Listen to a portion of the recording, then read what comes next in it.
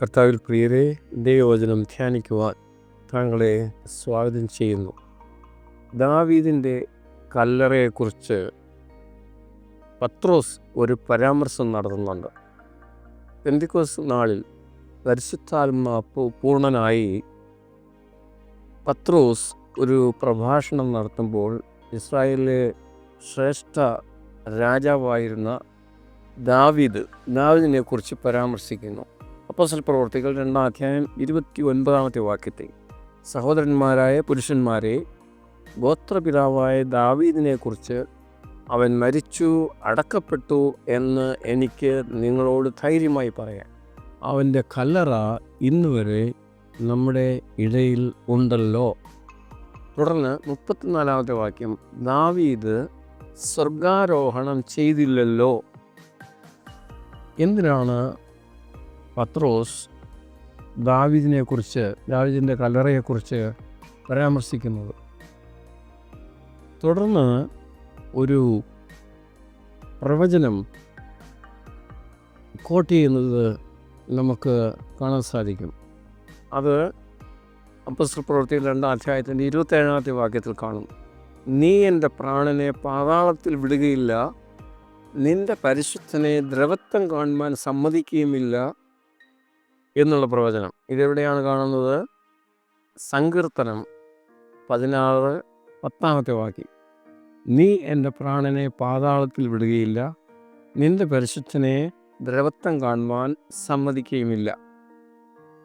ദാവീദ് ഉയർത്തെഴുന്നേറ്റിട്ടില്ല, കല്ലറയിൽ അവശേഷിക്കുന്നു. അപ്പോൾ അതിൻ്റെ അർത്ഥം എന്താണ്? നീതിമാന്മാർ മരിക്കുമ്പോൾ അവർ നേരെ സ്വർഗത്തിലേക്ക് പോകുന്നു എന്ന് കരുതാൻ ന്യായമില്ല എന്നുള്ളതാണ്. ഉയർത്തെഴുന്നേൽപ്പിൽ കൂടെ മാത്രമേ നീതിമാന്മാർക്ക് സ്വർഗത്തിൽ പോകാൻ സാധിക്കുകയുള്ളൂ. ഉയർത്തെഴുന്നേൽപ്പ് വരെ അങ്ങനെ പോകാൻ സാധ്യമല്ല. 1 കൊരിന്ത്യർ 15-17 വാക്യങ്ങൾ, ക്രിസ്തു ഉയർത്തിയിട്ടില്ല എങ്കിൽ നിങ്ങളുടെ വിശ്വാസം വ്യർത്ഥമത്രേ.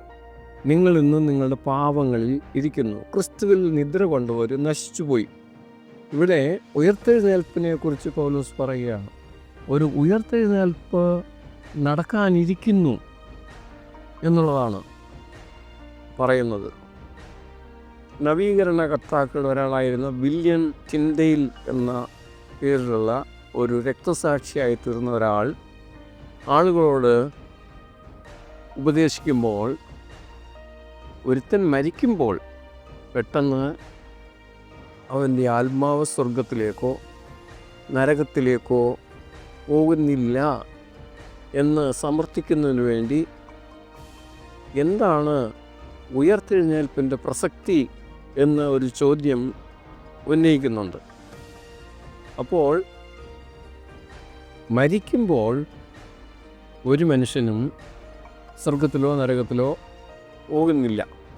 കർത്താവ് യേശു ക്രിസ്തു പറഞ്ഞത് ശിഷ്യന്മാർ കർത്താവിൻ്റെ അടുത്തേക്ക് വരുമെന്നല്ല, പിന്നെയോ കർത്താവ് അവരുടെ അടുത്തേക്ക് വരുമെന്നുള്ളതാണ്. ഇത് നമ്മൾ കാണുന്നത് യോഹന്നാൻ സുവിശേഷം 14-ാം അധ്യായം 2-3 വാക്യങ്ങൾ.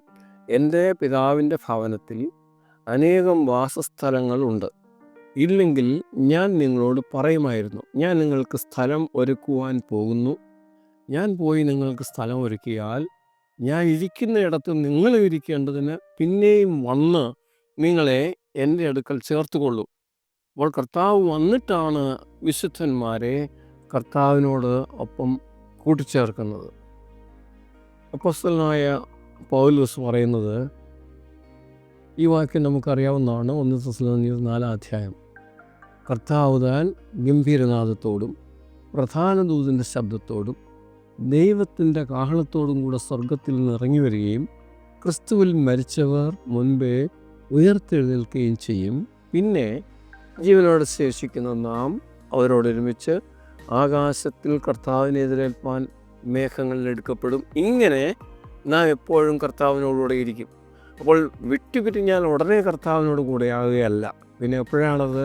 ഉയർത്തെഴുന്നേൽപ്പിന് ശേഷം, അല്ലെങ്കിൽ ജീവിച്ചിരിക്കുന്നവരുടെ രൂപാന്തരത്തിന് ശേഷം അവർ കർത്താവിനോടുകൂടെ ചേരുകയാണ് ചെയ്യുന്നത്. ഇങ്ങനെ നാം എപ്പോഴും കർത്താവിനോട് കൂടെയിരിക്കും. യോഹന്നാൻ 5:28 ഇതിങ്കൽ ആശ്ചര്യപ്പെടരുത്, കല്ലറകളിൽ ഉള്ളവർ എല്ലാവരും അവൻ്റെ ശബ്ദം കേട്ട്. 29 വാക്യം, നന്മ ചെയ്തവർ ജീവനായും തിന്മ ചെയ്തവർ ന്യായവിധിക്കായും പുനരുത്ഥാനം ചെയ്യുവാനുള്ള നാഴിക വരുന്നു. കല്ലറകളിൽ ഉള്ളവർ എന്നാണ് പറഞ്ഞിരിക്കുന്നത്. ലാസറിനെ ഉയർത്തെഴുന്നേൽപ്പിക്കുന്ന ആ രംഗം യോഹന്നാൻ സുവിശേഷം 11:43 വാക്യം.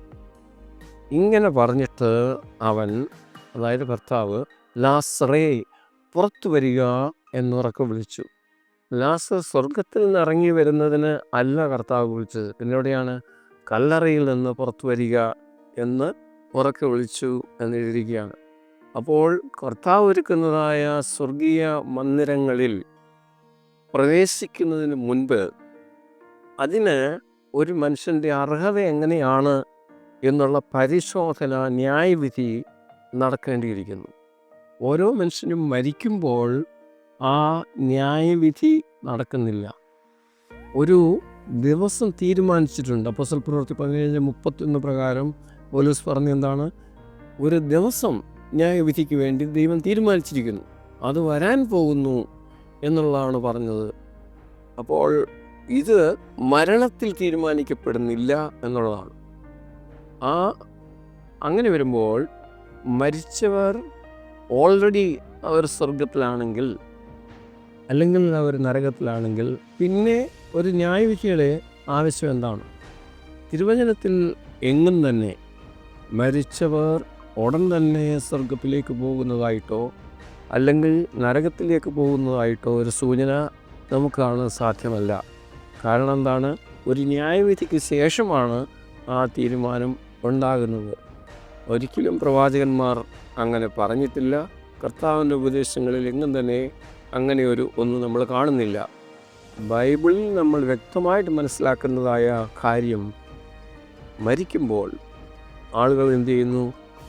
കല്ലറകളിൽ വിശ്രമിക്കുന്നു എന്നുള്ളതാണ്. ഉയർത്തെഴുന്നേൽപ്പ് വരെ മരിക്കുന്നവർ എല്ലാവരും വിശ്രമിക്കുകയാണ്. അവർ കർത്താവിനോട് ചേരുകയല്ല, കർത്താവിൻ്റെ അടുത്ത് പോവുകയും അല്ല ചെയ്യുന്നത്. അപ്പോൾ ആ വിശ്രമം അല്പസമയത്തേക്ക് മാത്രമാണ്. കാരണം എത്ര കാലമാണെന്ന് ആർക്കും തിരിച്ചറിയാൻ സാധ്യമല്ല. കർത്താവ് അവരെ വിളിക്കുമ്പോഴാണ് അവർ ഉയർത്തെഴുന്നേൽക്കുന്നത്. 1 കൊരിന്ത്യർ 15:52 വാക്യം, കണ്ണിമയ്ക്കുന്നിടയിൽ, അതായത് അന്ത്യകാഹളനാദത്തിങ്കൽ പെട്ടെന്ന് കണ്ണിമയ്ക്കുന്നിടയിൽ നാം എല്ലാവരും രൂപാന്തരപ്പെടും. കാഹളം ധ്വനിക്കും, മരിച്ചവർ അക്ഷയരായി ഉയർക്കുകയും നാം രൂപാന്തരപ്പെടുകയും ചെയ്യും. 55 വാക്യം, ഹേ മരണമേ നിന്റെ ജയം എവിടെ? ഹേ മരണമേ നിന്റെ വിഷമുള്ള എവിടെ എന്ന് പറയാൻ സാധിക്കുന്നത് എപ്പോഴാണ്? ഉയർത്തെഴുന്നേറ്റതിന് ശേഷമാണ്. അപ്പോൾ നമ്മൾ മനസ്സിലാക്കേണ്ടത്, ഒരു മനുഷ്യൻ്റെ മരണത്തിൽ ഒരുത്തൻ സ്വർഗത്തിലേക്ക് പോകുന്നു എന്നോ അല്ലെങ്കിൽ നരകത്തിലേക്ക് പോകുന്നു, ശിക്ഷാസ്ഥലത്തേക്ക് പോകുന്നു എന്നോ ശുദ്ധീകരണ സ്ഥലത്തേക്ക് പോകുന്നു എന്നോ ആളുകൾ പറയുന്നെങ്കിൽ, കരുതുന്നെങ്കിൽ, വിശ്വസിക്കുന്നെങ്കിൽ അത് തിരുവചനത്തിന് യോജിക്കുന്നതായ ഉപദേശമല്ല. മരിക്കുമ്പോൾ മനുഷ്യൻ എന്ത് ചെയ്യുന്നു? വിശ്രമത്തിലേക്ക് പ്രവേശിക്കുന്നു. ഉയർത്തെഴുന്നേൽപ്പ് വരെ അവർ കല്ലറയിൽ വിശ്രമിക്കുന്നവരാണ്. സത്യം ശരിയായി മനസ്സിലാക്കേണ്ടത് പ്രധാനപ്പെട്ട കാര്യമാണ്. ദൈവം അനുഗ്രഹിക്കട്ടെ. പ്രാർത്ഥിക്കാം. പരിശുദ്ധ പിതാവേ, ദൈവവചനത്തിന് വേണ്ടി സ്തോത്രം. അനേക വഞ്ചനകൾ ലോകത്തിൽ പ്രചരിച്ചു കൊണ്ടിരിക്കുമ്പോൾ തിരുവചനത്തിൻ്റെ സത്യം, യഥാർത്ഥ സത്യം ഗ്രഹിപ്പാനും അത് ഉൾക്കൊള്ളുന്നതിനും ദൈവത്തെ ഭയപ്പെട്ട് ജീവിക്കുന്നതിന് നിങ്ങൾക്ക് സഹായിക്കണമേ. യേശുവിൻ നാമത്തിൽ തന്നെ. ആമേൻ.